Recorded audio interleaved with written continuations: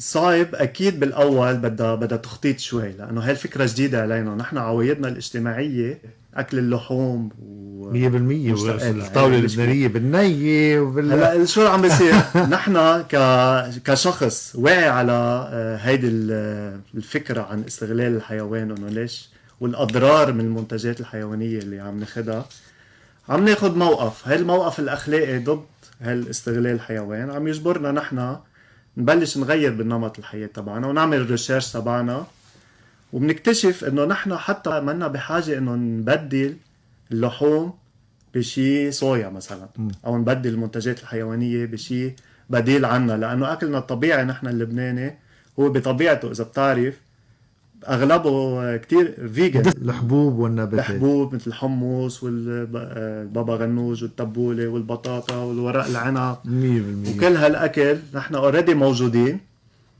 وما بنعتل هم نحن انه ناخذ البروتين او الكالسيوم انه نقعد نحسبهم، يعني لانه نحن اذا نوعنا باكلنا رح نحصل على الاحماض الامينيه من البروتين بشكل طبيعي وكافي، وكمان رح نحصل على الكالسيوم يعني والعناصر إذا كنا الغذائيه كلها فيجنز فقط لا غير. اذا كنا فيجنز فقط.